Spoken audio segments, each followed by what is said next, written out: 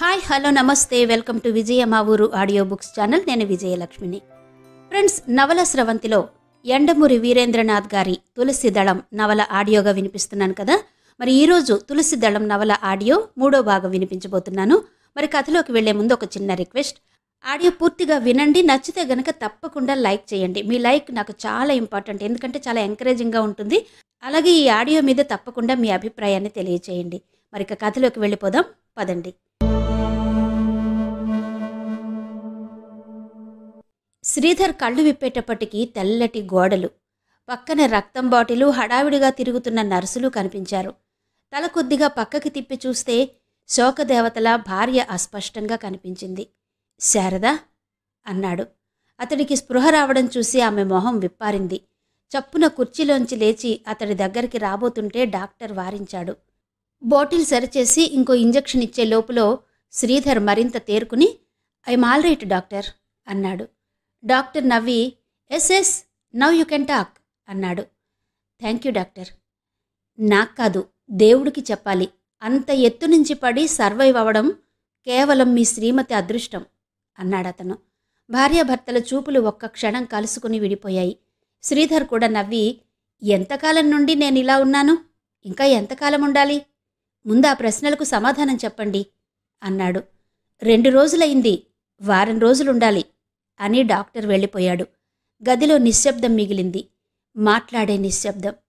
అతడు ఆమె వైపు, ఆమె అతడి వైపు చూస్తూ కూర్చున్నారు. మౌనంగా, ఆర్ద్రంగా అలానే కూర్చుండిపోయారు చాలాసేపు. సంజ చీకట్లు అలముకుంటున్నాయి. అతడు నెమ్మదిగా చేయి చాచి ఆమె చేతిని అందుకుంటూ బాధపడకు, అంతా సర్దుకుంటుంది అన్నాడు. అప్పటి వరకు బిగబట్టిన దుఃఖం కట్టలు తెంచుకుంది. అది చూసి అతడు కంగారుపడి ఎందుకు శారదా, ఇప్పుడేమైందని అన్నాడు. అతడి ప్రయత్నం ఫలించలేదు. దాదాపు 5 నిమిషాల తర్వాత గానీ ఆమె సర్దుకోలేదు. అతడు మాట మారుస్తూ అనిత రాలేదా అన్నాడు. ఆమె కళ్ళు తుడుచుకుని ఇప్పటి వరకు ఉండి ఇప్పుడే వెళ్లారు తమ్ముడు అది అన్నది.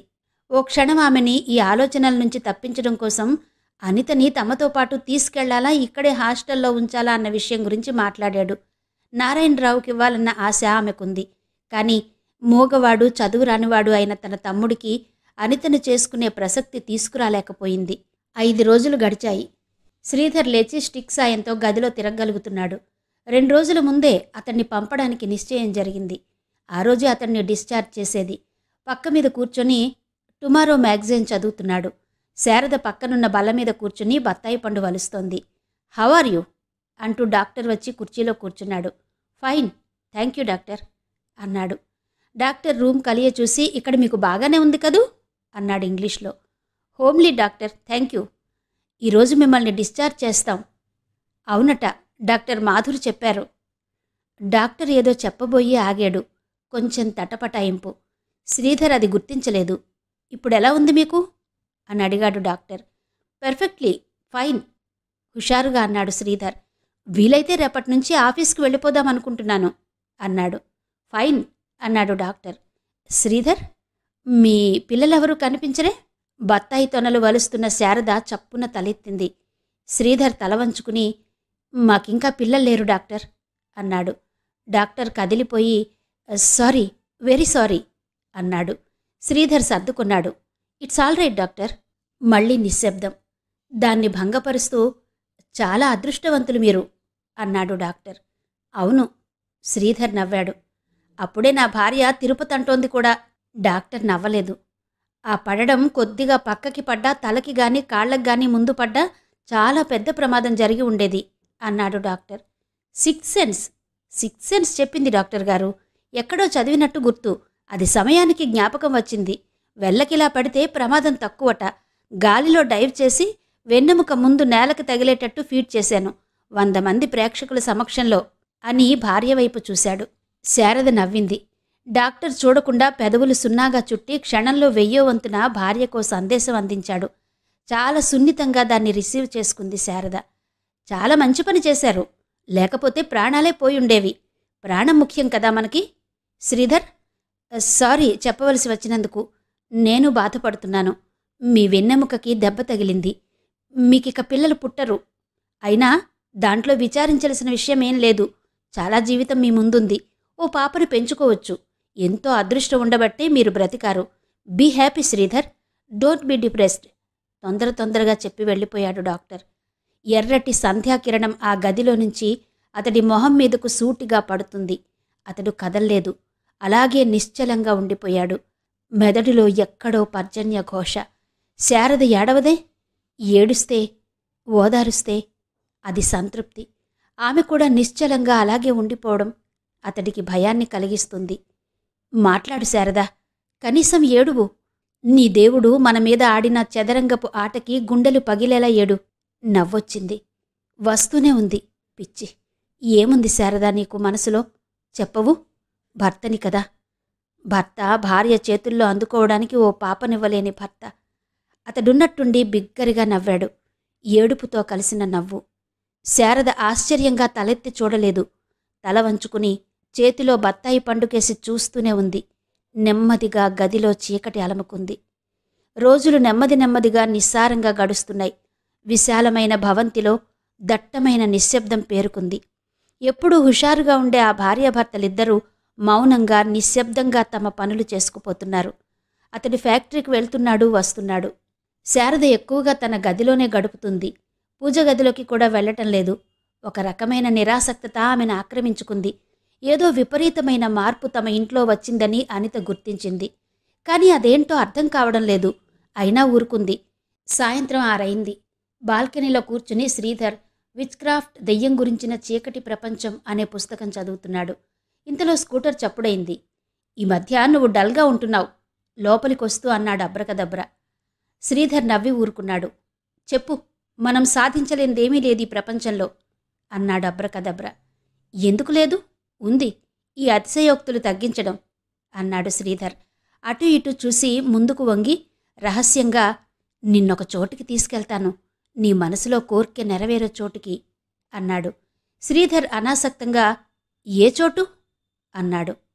Black mass. శ్రీధర్ ఉలిక్కిపడి చివ్వున తలెత్తాడు. Black mass? అతడి ఒళ్ళు గగురు పొడిచింది. ఇండియాలో బ్లాక్ మాస్. ఎక్కడా అడిగాడు. చెప్పను. నువ్వు వస్తానంటే తీసుకెళ్తాను. రేపు రాత్రే నీ మనసులో కోర్కె తీరుతుంది. దెయ్యాన్ని ప్రార్థించు. దెయ్యం దేవుడికన్నా శక్తివంతమైంది. కాని నువ్వు వచ్చిన సంగతి 3వ కంటికి తెలియకూడదు. ఆ తెలిసిన మరుక్షణం రక్తం కక్కుకుని చచ్చిపోతావు. అది చెబుతున్నప్పుడు అతడి మొహంలో కనబడుతున్న పైశాచికత్వాన్ని చూసి శ్రీధర్ వళ్ళు గగురు పొడిచింది. దెయ్యం ఎక్కడో లేదు, మనిషిలోనే ఉంది. వస్తాను అన్నాడు శ్రీధర్.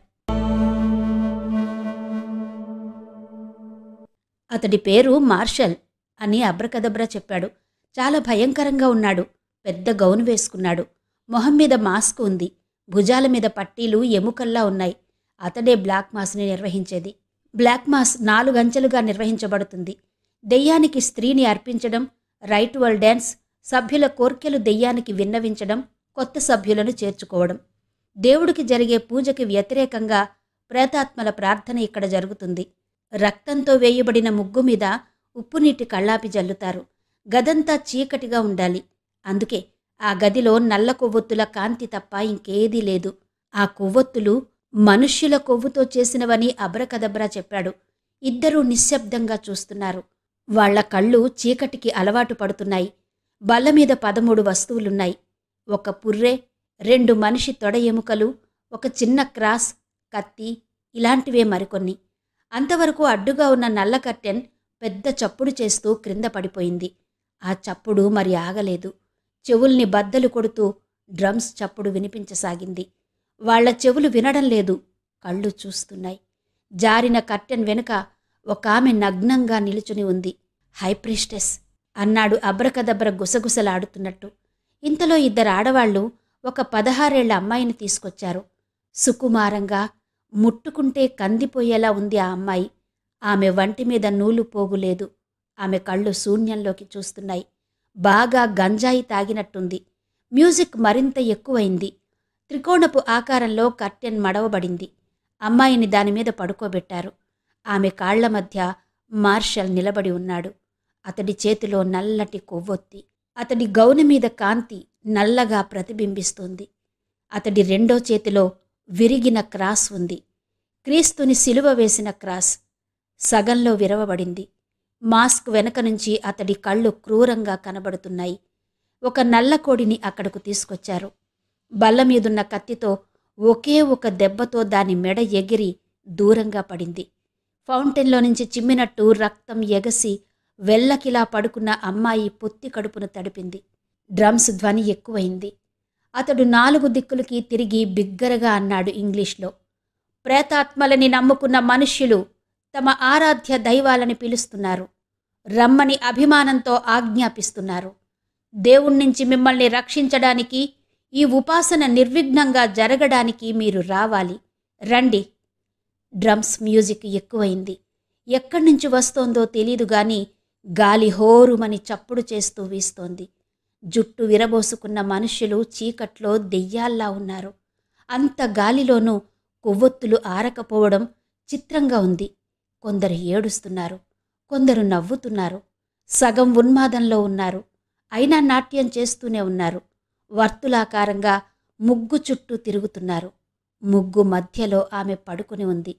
దెయ్యానికి అర్పితమవబోతున్న కన్య. మార్షల్ విరిగిన క్రాస్తో ఆమెని బ్రెస్ట్స్ దగ్గర అదిమాడు. తరువాత చేతులు భుజాలు స్పృశించి క్రాస్ని ఆమె కడుపు దగ్గరకు తెచ్చాడు. బిగ్గరగా దేవుణ్ణి తిట్టసాగాడు. తిట్లతో దెయ్యాన్ని ప్రార్థించడం మొదలుపెట్టారు. చీకటి అన్ని వైపుల నుంచి వస్తుంది. అన్ని దిక్కుల నుంచి. రా సైతాన్, దెయ్యమా, రా, ఎకో ఎకో అజరక్, ఎకో ఎకో అజరక్ అని బిగ్గరగా అరుస్తూ క్రాస్ని ఆమెలోకి 2 చేతులతోనూ బలంగా తోశాడు. అప్పుడు ఆమె అరచిన అరుపుని శ్రీధర్ తన జీవితాంతము మర్చిపోలేదు. బ్రాహ్మిణ్ చెయ్యి భయంతో వణుకుతుంది. చెవులు బ్రద్దలు కొట్టే ధ్వని. అక్కడున్న వాళ్ళంతా డాన్స్ చేస్తూ అరుస్తున్నారు. ఎకో ఎకో అజరక్. ఆ రాత్రి అక్కడికే దెయ్యాలు దిగి వచ్చాయా అన్నట్టుందా ప్రదేశం. అందరూ చేతులెత్తి ప్రేతాత్మల్ని ప్రార్థిస్తున్నారు. కోర్కెలు నెరవేర్చమని వేడుకుంటున్నారు. కొత్త సభ్యుడు చేర్చుకోబడ్డాడు. పొడవైన కత్తితో అతడి నగ్న శరీరం మీద 6 అక్షరాలు 3 వ్రాయబడ్డాయి. కారుతున్న రక్తం పాత్రలో సైతానికి అర్పించబడింది. దేవుడి మీద నమ్మకం లేని మరో మనిషి దెయ్యాన్ని ఆశ్రయించాడు. అంతలో దూరంగా గంట మోగింది. బ్లాక్ మాస్ ముగిసింది. వచ్చిన వాళ్లంతా హుండీలో ఉన్న పెట్టెలో నోట్లు వేశారు. ఎంత వెయ్యను? అడిగాడు శ్రీధర్. 1000. మ్యూజిక్ మోగుతూనే ఉంది. ఒక రకమైన ఆవేశపు మత్తుతో అక్కడి వాళ్లు ఊగిపోతున్నారు. బ్లాక్ మాస్లో సెక్స్ మిళితమయ్యే ఉంటుంది. ఈ లోపులో మార్షల్ అక్కడికొచ్చాడు. ఈసారి అతడు కోటులో ఉన్నాడు. అతడిని ఎవరూ గమనించలేదు. పెట్టె తెరిచి డబ్బు తీసుకుని అతడు చీకట్లోకి నడవడం శ్రీధర్ గమనించాడు. అబ్రకదబ్రా ప్రీస్టెస్ ఇస్తున్న పవిత్రమైన రక్తపు తీర్థాన్ని స్వీకరించడానికి వెళ్లడం చూసి అతడు బయటకు నడిచాడు. లోపల గందరగోళం ఒక్క రవ్వ కూడా బయటకు వినిపించకపోవడం అతడు గమనించాడు. మార్షల్ వడివడిగా నడుస్తున్నాడు. శ్రీధర్ కారు స్టార్ట్ చేసి నెమ్మదిగా అతడి వెనకే పోనివ్వసాగాడు. మార్షల్ వెనక్కి తిరిగి చూడలేదు. మలుపు తిరిగాడు. ఆ ఇరుకు సందులో కారు పట్టదు. ఒక పక్కగా తాళం వేసి అతన్ని అనుసరించాడు శ్రీధర్. మసక చీకట్లో మార్షల్ ఆ చెక్క ఇంటి ముందు ఆగడం చూశాడు. జేబులో నుంచి తాళం తీసి అతడు లోపలికి వెళుతున్నాడు. ఒక్క క్షణం ఆగి శ్రీధర్ అక్కడికి చేరుకున్నాడు. దగ్గరికి వేసున్న తలుపులు తెరిస్తే తెరుచుకున్నాయి. మేడ మీదకు ఇరుకు మెట్లు. తలుపు గడియవేసి చప్పుడు కాకుండా మెట్లెక్కాడు. మార్షల్ నల్లగౌను బొత్తాములు విప్పుకుంటున్నాడు. Hello Marshal. అటు తిరిగి చేతులు పైకెత్తి గౌను పైకి లాగబోతున్న మార్షల్ షాక్ తగిలినట్టు క్షణం పాటు అలాగే నిశ్చేష్టుడవడం స్పష్టంగా తెలుస్తుంది. శ్రీధర్ లోపల కూర్చుంటూ, అది అనవసరం అనుకుంటాను అన్నాడు. మార్షల్ భ్రుకుటి ముడిపడింది. ఏం కావాలి నీకు? దెయ్యం అనేది ఉన్నదా అడిగాడు శ్రీధర్. మార్షల్ మొహంలో రిలాక్సేషన్ కనబడింది. నవ్వి, దేవుడున్న చోట దెయ్యం ఉంటుంది అన్నాడు. దేవుడున్నాడా అని అడిగాడు శ్రీధర్. ఎవరు నువ్వు? Inspector of crimes. దెయ్యం పేరు చెప్పి ఈరోజు నీ సంపాదన ఎంత అడిగాడు శ్రీధర్. క్షణంలో అతడూహించని ఘటన జరిగింది. మార్షల్ అంత దూరం నుంచి విసురుగా వచ్చి అతడి మీద పడ్డాడు. శ్రీధర్ చటుక్కున పక్కకు జరిగి కాలడ్డం పెట్టాడు. మార్షల్, నిలువునా ముందుకు పడిపోయాడు. ముక్కు నేలకు తగిలి రక్తం కారసాగింది. శ్రీధర్ వెన్నెముకకి దెబ్బ తగిలి దాదాపు 2 నెలలు కావస్తుంది. అయినా దృఢంగానే ఉన్నాడు. మార్షల్, ఈ క్షణంలో నిన్ను అరెస్ట్ చేయగలను. కాని అక్కర్లేదు. నాకు కావలసింది ఒక్కటే. ఎందుకు నీవీ విద్య మొదలుపెట్టావు? కేవలం క్షుద్రదేవతల పేరు మీద డబ్బు సంపాదించడానికేనా? ఆ ప్రశ్నకి జవాబు చెప్పు, వెళ్ళిపోతాను. లేదా నా చేతి బలం చూడాలనుకుంటే ఇంకొంచెం సేపు చెప్పకుండానే ఇలాగే ఆగు అన్నాడు శ్రీధర్. మొదటి దెబ్బతోనే మార్షల్ లొంగిపోయాడు. ఉపాసన చేస్తున్నప్పుడు క్రౌర్యం స్థానే కళ్లలో ఇప్పుడు దైన్యం చోటు చేసుకుంది. 2 చేతులు ఎత్తి చెప్తాను అన్నాడు. శ్రీధర్ కుర్చీ లాక్కుని కూర్చున్నాడు. అతడి చెప్పిందంతా వింటుంటే ఆశ్చర్యం వేసింది. మార్షల్ ఒకప్పుడు చర్చిలో పూజారి. ఏదో తప్పు చేయడం వలన ఉద్యోగం పోయింది. ఏం చెయ్యాలో తోచలేదు. రాబడిపోయింది. అప్పుడు అతడికి ఆలోచన వచ్చింది. ఇంగ్లీష్ సినిమాలు చూసి, పుస్తకాలు చదివి రకరకాల భ్రాంతుల్ని పెంచుకున్న వాళ్ల అజ్ఞానం మీద ఆడుకోవడం సులభమనిపించింది. బ్లాక్ మాస్, విచ్ క్రాఫ్ట్, ఊడు అన్న పేర్లతో డబ్బు సంపాదించడం మొదలుపెట్టాడు. ఈరోజు సంపాదన ఎంత? అడిగాడు శ్రీధర్. 15,000 చెప్పాడు మార్షల్. శ్రీధర్ ఒక్క క్షణం ఊపిరి పీల్చడం మర్చిపోయాడు. కాని అంతలోనే సర్దుకున్నాడు. తనకు కావలసిన సమాధానం దొరికింది. చాలు. తెలివి తక్కువవాడి అజ్ఞానంతో తెలివైనవాడు వ్యాపారం చేయడం అన్నది వ్యవస్థలోనే ఉంది. లేచి good night Marshal, best of luck అన్నాడు. బయటకు వస్తుంటే వెనక నుంచి నన్ను అరెస్ట్ చెయ్యరుగా అన్న మాటలు జాలిగా వినిపించినాయి. అతడు వెనక్కి తిరగకుండానే అన్నాడు, చెయ్యటానికి నేనెవర్ని? నేను ఇన్స్పెక్టర్ని కాను అన్నాడు. మరెవరు? ఇంజనీర్ని, జేఎండ్జేలో. రక్తం ఇంకిపోయిన మార్షల్ మొహం అతడు చూడలేదు. 2 చేతులు ప్యాంటు జేబుల్లో పెట్టుకుని మెట్లు దిగాడు. చెక్క మెట్ల దగ్గర తలుపు వేసి సందు మొదట్లో ఉన్న కారు దగ్గరకొచ్చాడు. డోర్ వేసి స్టార్ట్ చేయబోయాడు. అవతలి పక్క అద్దం వెయ్యడం మర్చిపోయినట్టున్నాడు. వంగొని అద్దం పైకెత్తి ఇగ్నిషన్ స్టార్ట్ చేయబోయి అలాగే ఆగిపోయాడు. పక్క సీట్లో నుంచి ఒళ్ళోకి మెత్తగా ఏదో పాకుతోంది. అతడి నుదుటి మీద చెమట పట్టింది. నోట్లో నుంచి రాబోయిన కేకని బలవంతంగా ఆపుకున్నాడు. వెన్నులో చలి శరీరాన్ని వణికించింది.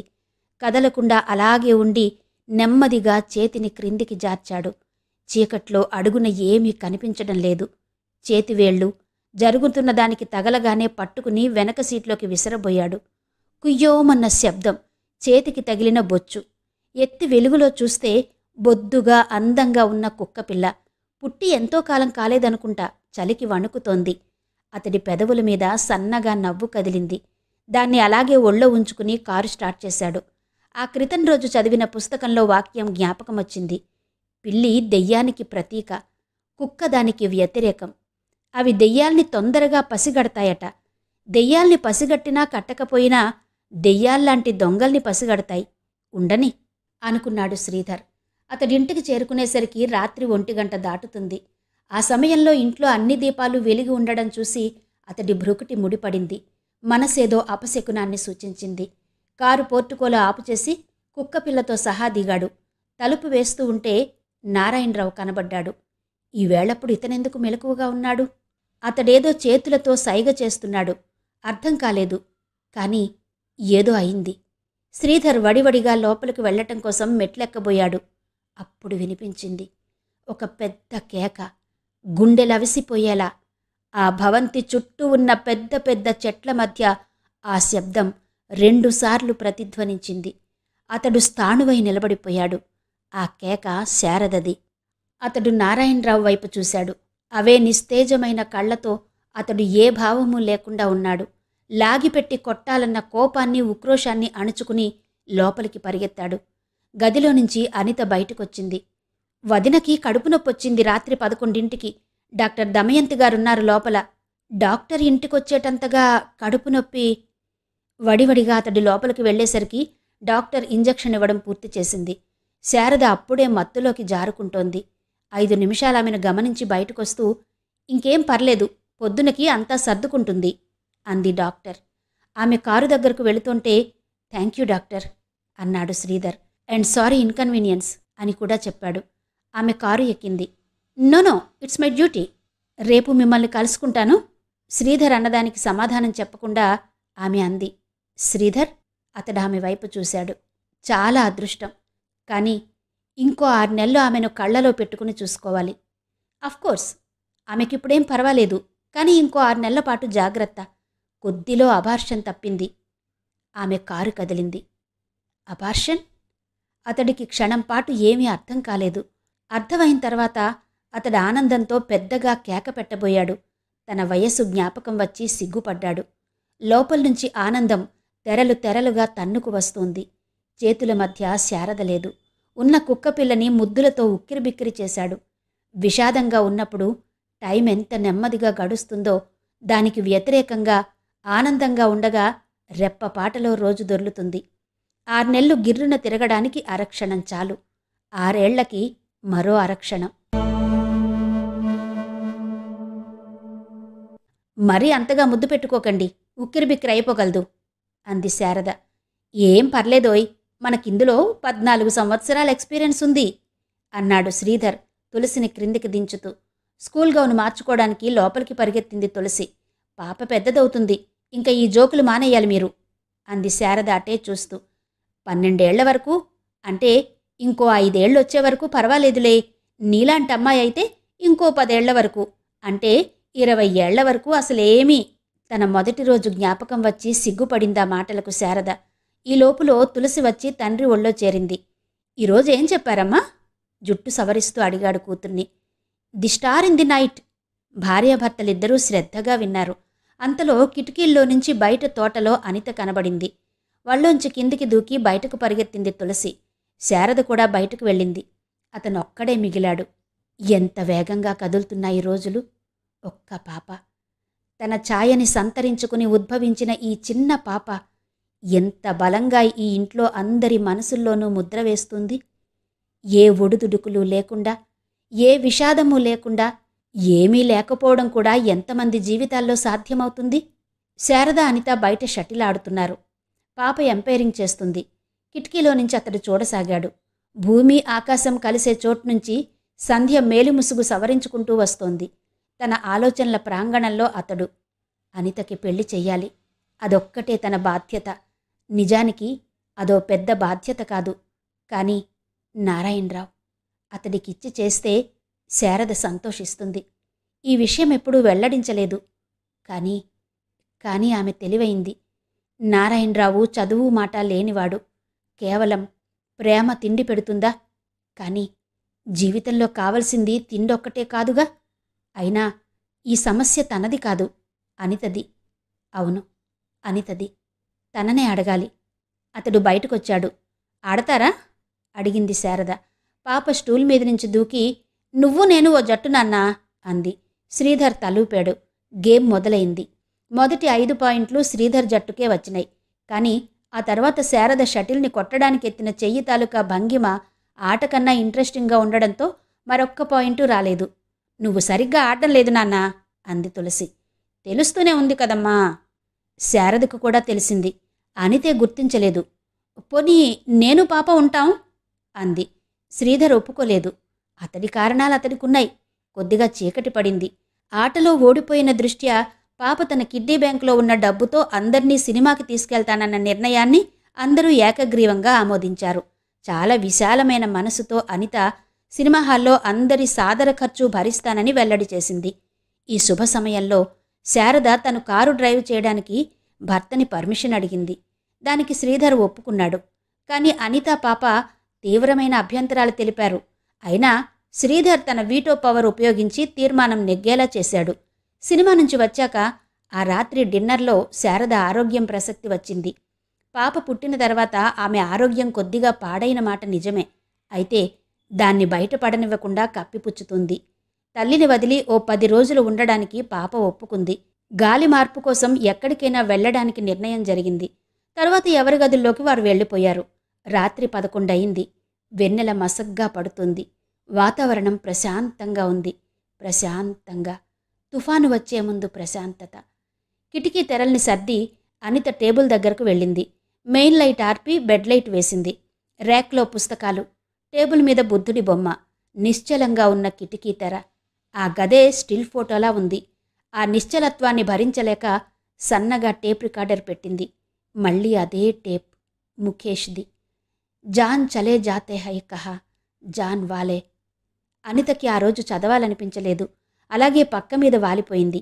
సైన్స్ రికార్డు పూర్తి చెయ్యాలి. ఆమెకి బోటనీ అంటే తలనొప్పి. రాబోయే ఫస్ట్ క్లాస్ ఈ బోటనీ వల్లే పోతుందేమో.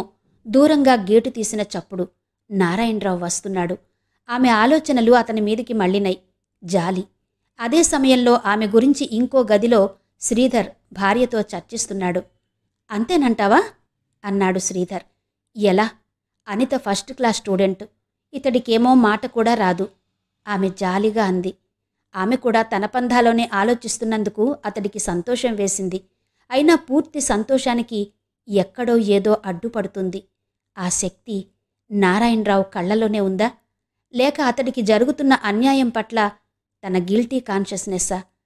తను చెప్పింది శారద వెంటనే ఒప్పుకోవడం ఎందుకో అతడికి నచ్చలేదు. శారద తనలాగే ఆలోచిస్తుందని అతడు అనుకోలేదు. ఇంతకీ తను నారాయణరావుని ద్వేషిస్తున్నాడా? ప్రేమిస్తున్నాడా? జాలిపడుతున్నాడా?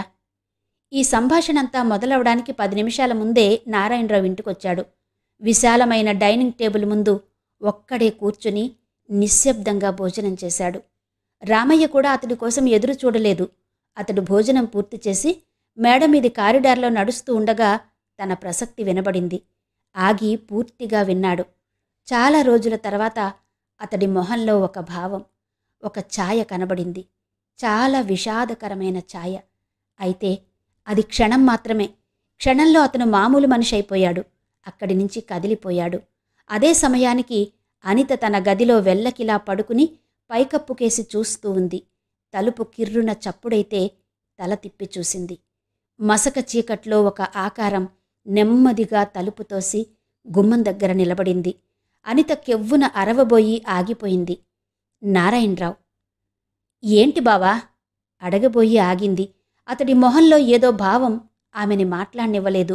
అతడి కళ్ళు నిస్తేజంగా ఉన్నాయి. అవే 1000 ప్రశ్నలు అడుగుతున్నాయి. ఆమె అర్థం చేసుకోలేని ప్రశ్నలు.